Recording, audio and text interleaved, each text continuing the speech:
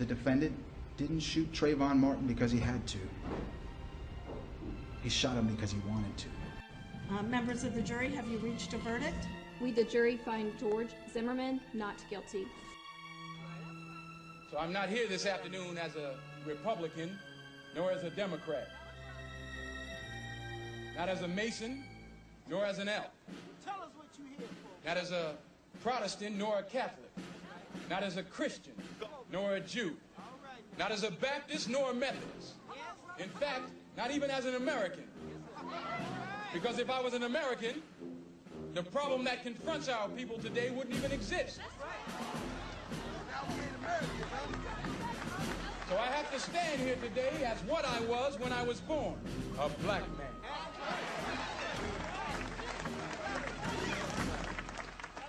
Before there was any such thing as a Republican or a Democrat, we were black. Before there was any such thing as a Mason or an elf, we were black. Before there was any such thing as a Jew or a Christian, we were black people. In fact, before there was any such place as America, we were black.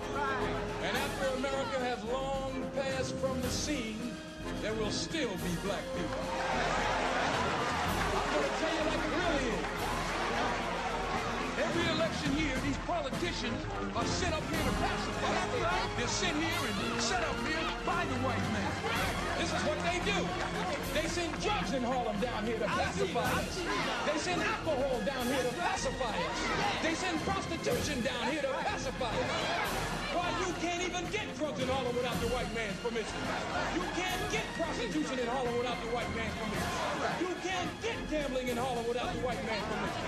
Every time you break the seal on that liquor bottle, that's a government seal you're breaking. Oh, I say it again, you've been had. You've been took. You've been hoodwinked, bamboozled, led astray, run amok. This is what he does. I mean, come on, let's kick the ballistics here. Ain't no Uzis made in Harlem. I mean, not one of us in here owns a poppy field. This thing is bigger than Nino Brown. This is big business. This is the American way. At the very same time that America refused to give the Negro any land, through an act of Congress, our government was giving away millions of acres of land in the West and the Midwest, which meant that it was willing to undergird its white peasants from Europe with an economic floor. But not only did they give the land, they built land-grant colleges with government money to teach them how to farm. Not only that, they provided county agents to further their expertise in farming. Not only that, they provided low interest rates in order that they could mechanize their farms. Not only that, today many of these people are receiving millions of dollars in federal subsidies not to farm, and they are the very people telling the black man that he ought to lift himself by his own bootstraps. Now, this is what we are faced with, and this is the reality. Now, when we come to Washington in this campaign, we are coming to get our check.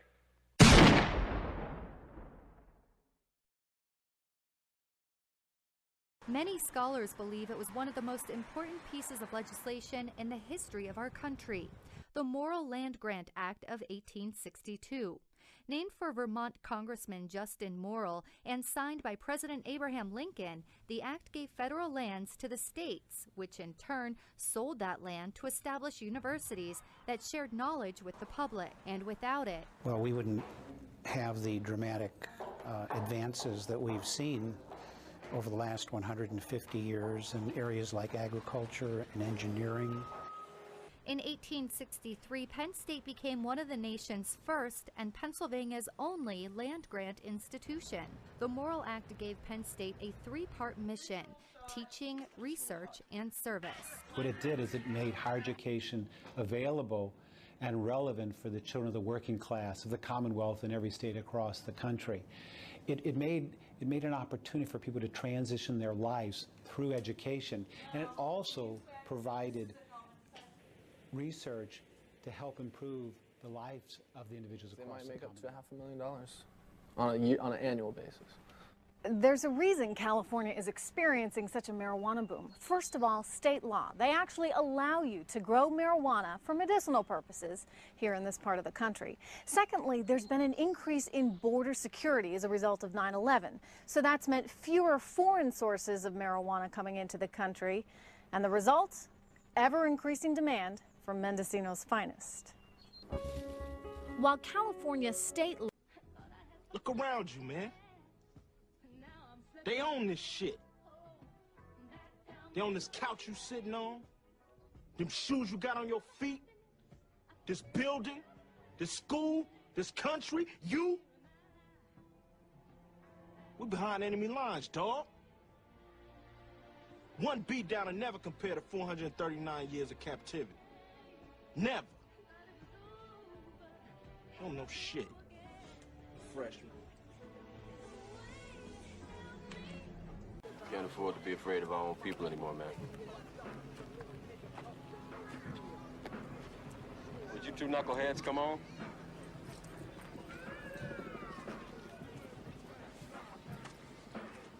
Why don't y'all take a look at that sign up there? See what it says? Cash for your home? You know what that is? Billboard. What are y'all, Amos and Andy? Are you stepping and he's fetches? I'm talking about the message, what it stands for. It's called gentrification. It's what happens when the property value of a certain area is brought down. Huh? You listening? Yeah. They bring the property value down. They can buy the land at a lower price. Then they move all the people out, raise the property value, and sell it at a profit. Now what we need to do is we need to keep everything in our neighborhood, everything, black. Black owned with black money. Just like the Jews, the Italians, the Mexicans, and the Koreans do. Ain't nobody from outside bringing down the property value. It's these folk shooting each other and selling that crack rock and shit. Well, how you think the crack rock gets into the country? We don't own any planes. We don't own no ships. But we are not the people who are flying and floating that shit in here. I know every time you turn on the TV, that's what you see, black people. Yeah. Selling the rock, right. pushing the rock, pushing the rock. Yeah, I know. But that wasn't a problem as long as it was here. It wasn't a problem until it was in Iowa, and it showed up on Wall Street where there are hardly any black people. Now, if you want to talk about guns, why is it that there's a gun shop on almost every corner in this community? Why? Tell you why. For the same reason that there's a liquor store on almost every corner in the black community. Why? They want us to kill ourselves. You go out to Beverly Hills, you don't see that shit. But they want us to kill ourselves. Yeah, the best way you can destroy a people, you take away their ability to reproduce themselves. Yeah. Who is it that's dying out here on these streets every night? Y'all. Yeah. Young brothers like yourselves. What am I supposed to do? Fool roll up, try to smoke me? I'm gonna shoot the motherfucker if he don't kill me first. You're doing exactly what they want you to do. You have to think, young brother, about your future. Huh?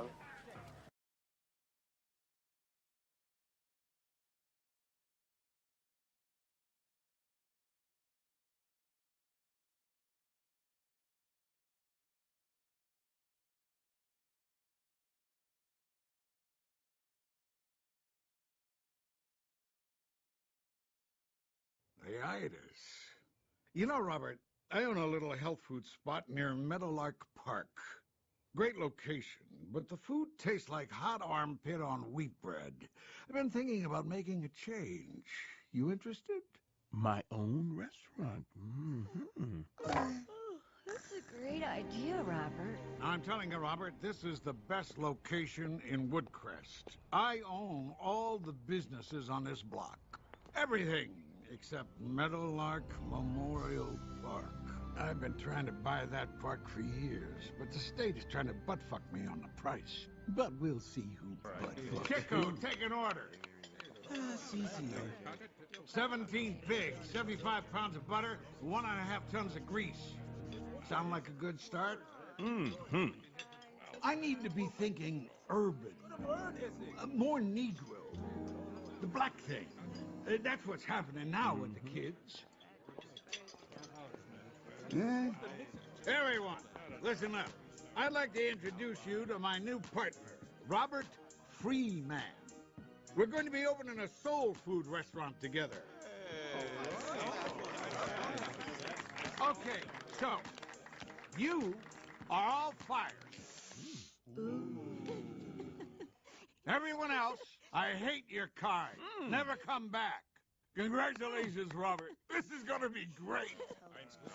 Senor Wessler, are we fired too? Not the Mexicans. I'm half Mexican. Not the illegal Mexicans.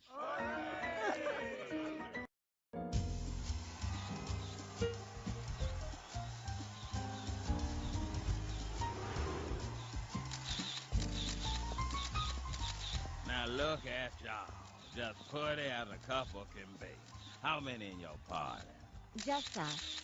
And how long of a nap will you be taking? Well, we were thinking maybe 45 minutes. That's just great. Head on in. What people soon discovered was that Granddad's food was as addictive as it was tasty. The restaurant was booked solid around the clock. People started to show up late for work. Others stopped going to work altogether.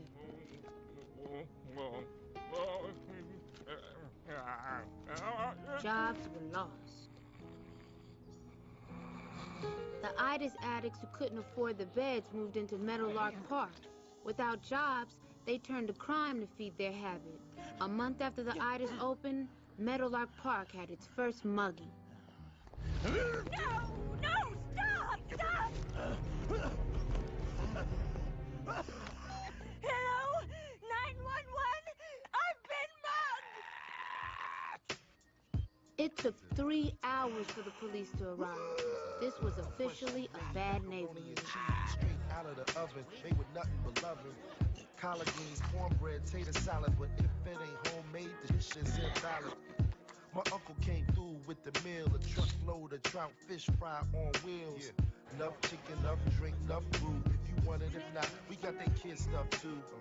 Turn the music up, pass the hot sauce. Who tryna play some spades? Hey, you got some cards?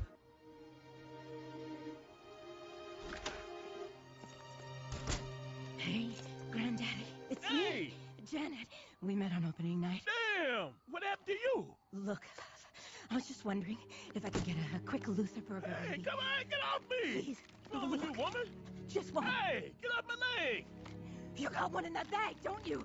Please, Granddaddy. You want I'll do anything for a Luther. Take the damn thing! Damn! That's my dinner!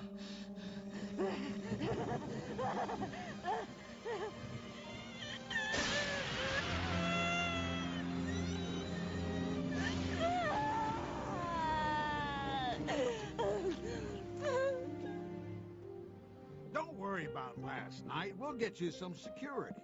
This ain't exactly the best neighborhood anymore. But we have a bigger problem. We're losing money because you're not getting these people out of here fast enough. Like... Fine. You want to keep playing around? Now you can wash the dishes. Granddad, look what you've done to this community. It's not that bad. Not that bad. This place used to sit between a coffee shop and a day spa. Now there's a liquor store and a damn Foot Locker. This food is destructive. This food is your culture. Then the culture is destructive. He's right, Senor Freeman. Well, nobody asked you, Chico. This is my restaurant, and we'll serve the food that I want to serve, Senor. Actually, it's my restaurant, and it's shutting down. Sorry, Robert. It was fun while it lasted. But what happened? Granddad learned white people had their own survival techniques. They call it litigation. Janet O'Siren had gone from this to this and back to this with the help of 2 liposuctions and emergency gastrointestinal surgery. We want $500,000 for medical bills and $4 million in emotional damages. We'll pay her insurance deductible. Deal. And, one last Luther burger. Chico! Onceler feared it would be the first of many lawsuits against the itis. Granddad's restaurant was no more.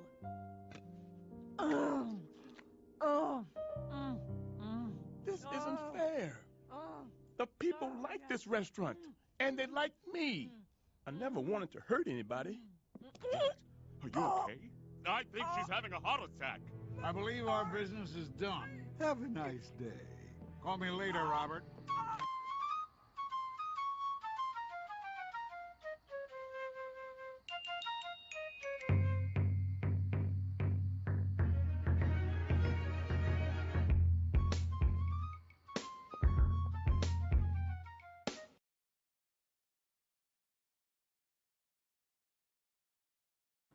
When my opponents and others were arguing that we should let Detroit go bankrupt, we made a bet on American workers and the ingenuity of American companies, and today our auto industry is back on top of the world. We refused to throw in the towel and do nothing. We refused to let Detroit go bankrupt. I bet on American workers and American ingenuity, and 3 years later, that bet is paying off in a big way.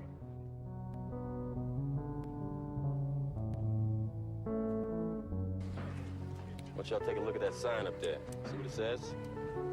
Cash for your home? You know what that is? What are y'all, Amos and Andy? Are you stepping and he's fetching? I'm talking about the message, what it stands for. It's called gentrification. It's what happens when the property value of a certain area is brought down. Huh? You listening? Yeah. They bring the property value down. They can buy the land at a lower price. Then they move all the people out, raise the property value, and sell it at a profit. Now what we need to do is we need to keep everything in our neighborhood, everything, black. Black owned with black money. Just like the Jews, the Italians, the Mexicans, and the Koreans do. Ain't nobody from outside bringing down the property value. It's these folk shooting each other and selling that crack rock and shit. Well, how you think the crack rock gets into the country? We don't own any planes. We don't own no ships. Well, we are not the people who are flying and floating that shit in here. I know every time you turn on the TV, that's what you see. Black people selling the rock, pushing the rock, pushing the rock. Yeah.